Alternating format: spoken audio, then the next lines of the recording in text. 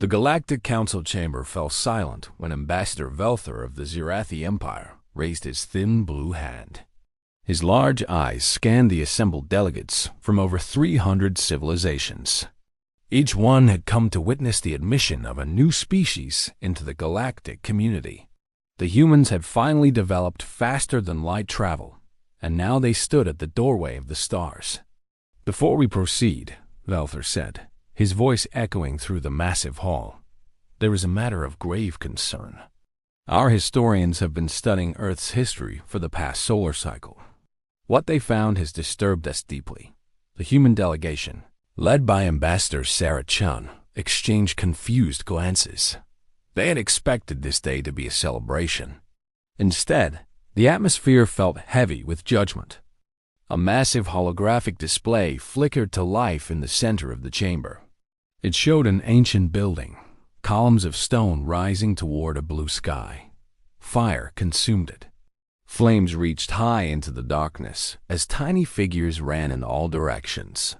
The scene shifted to show scrolls turning to ash, clay tablets cracking from heat, and wooden shelves collapsing into piles of burning debris.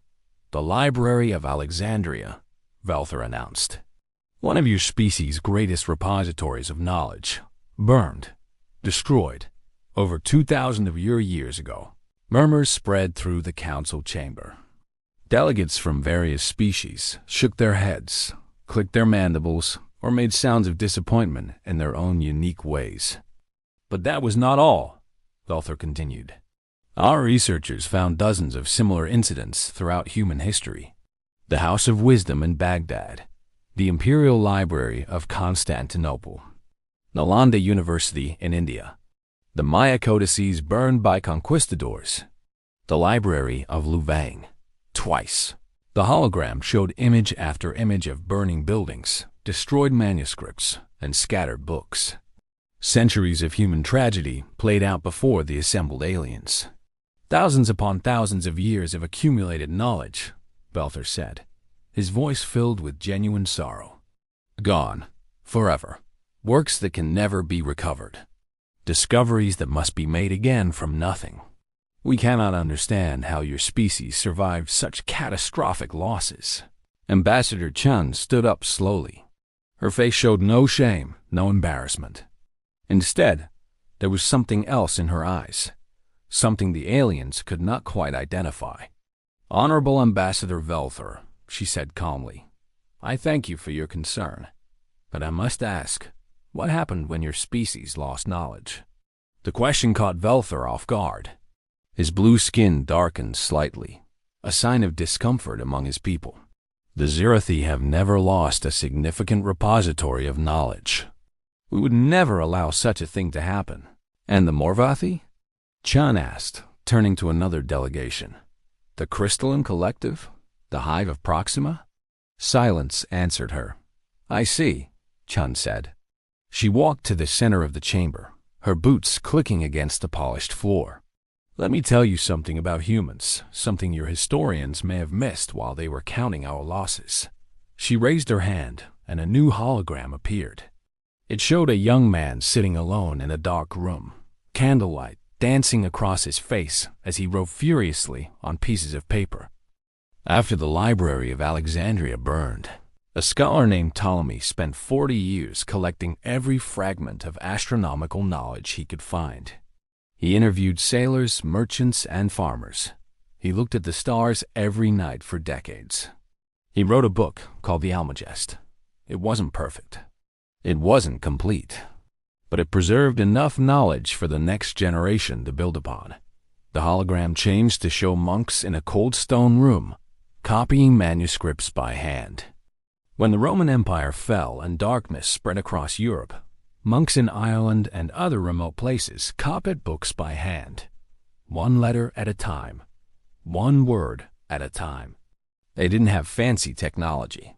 They had dedication. They had patience. They refused to let knowledge die. Chun's voice grew stronger as she continued.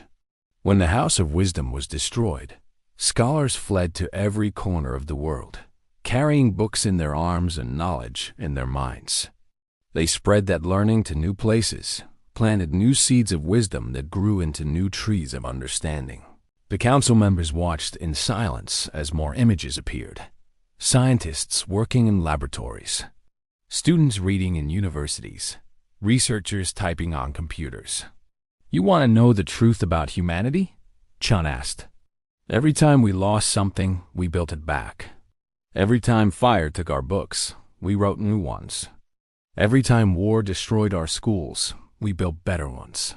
We didn't just recover what was lost. We surpassed it." She pulled up new data on the hologram. Charts and graphs replaced the historical images. After losing the Library of Alexandria, we eventually mapped the entire human genome. After losing countless medical texts, we developed vaccines that saved billions of lives. After losing astronomical records that took centuries to compile, we landed humans on our moon and sent robots to other planets. A Morvathi delegate, a being made of living crystal, leaned forward with interest.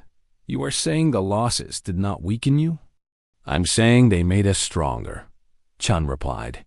"Every loss taught us to value knowledge more.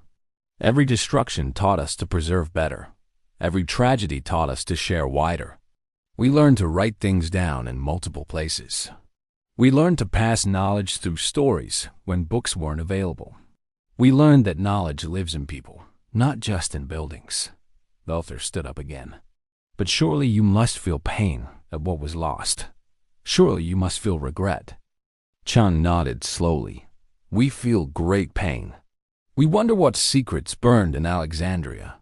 We mourn the Maya books we will never read. We wish we could know what was written on those ancient scrolls. But mourning is not the same as giving up." She turned to address the entire council. "On my planet, there is a creature called the Phoenix. It is a bird from our mythology. When it dies, it burns in fire. But from the ashes, a new phoenix rises, stronger, more beautiful, reborn." The hologram showed images of modern Earth.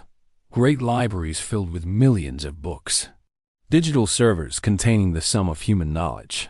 Universities on every continent. Knowledge being shared instantly across the entire planet. "Humanity is like the phoenix," Chun said. "You can burn our libraries. You can destroy our schools. You can scatter our books to the wind. But you cannot kill human curiosity. You cannot destroy the hunger for knowledge that lives in every human heart." A delegate from the hive of Proxima stood up. The insectoid being's antennae twitched as it spoke. "In our history, we lost a single archive to a natural disaster. Our civilization needed 300 years to recover. How did humans recover so quickly each time?" Chun smiled. "Because we never stopped trying. The same fire that burned our libraries lit our determination. The same destruction that took our past fueled our drive to create a better future." She walked back to her delegation. "We don't hide from our history. We don't pretend those tragedies didn't happen. But we also don't let them define us. Every human child learns about these losses. And every human child is taught to add something new to the total of human knowledge. To create, not just preserve." Velther looked at the human delegation with new eyes. "You are saying that destruction made you what you are today?" "I'm saying that how we responded to destruction made us what we are. Any species can collect knowledge when things are easy. The true test is what you do when everything burns down. Do you give up? Do you surrender to despair? Or do you light a candle and start writing again?" The council chamber was completely silent now. Delegates who had come to judge humanity now looked at them with different expressions. Confusion had turned to curiosity. Pity had transformed into something closer to respect. An ancient being from a species so old their name was unpronounceable raised its wrinkled head. "In all my years, I have seen civilizations collapse from lesser losses. I have watched species fade away because they could not recover from a single tragedy. How did humans find the strength?" Chun thought carefully before answering. "We have a saying on Earth, when you fall down, you get back up. It doesn't matter how many times you fall. What matters is that you keep getting up. Our libraries burned. We got back up. Our universities were destroyed. We got back up. Our knowledge was scattered. We gathered it again and added more. She looked directly at the ancient being. We are not a species that gives up. We are not a species that accepts defeat. When the universe tells us something is impossible, we find a way to make it possible. When fire takes everything we have built, we build again. The vote to admit humanity to the Galactic Council was unanimous. But more importantly, a new understanding spread through the assembly that day. Other species had greater technology. Other species had longer histories. Other species had never lost a single piece of their accumulated knowledge. But no other species had proven, again and again across thousands of years, that they could lose everything and still come back stronger. No other species had demonstrated such an unbreakable will to learn, to grow, to overcome. In the years that followed, when member species of the Galactic Council faced disasters of their own, they often turned to humans for help. Not for technology, not for resources, but for something harder to define, something in the human spirit that refused to accept defeat. The humans taught them to light candles in the darkness. They taught them to write new books when old ones were lost. They taught them that knowledge is not just something you store in buildings. It is something you carry in your heart, share with your children, and rebuild with your hands when necessary. And when a young Zirathi student once asked Ambassador Chun how humans could remain hopeful after losing so much, she gave an answer that would be quoted for generations across 100 worlds. Because every ending is also a beginning. Every fire creates space for new growth.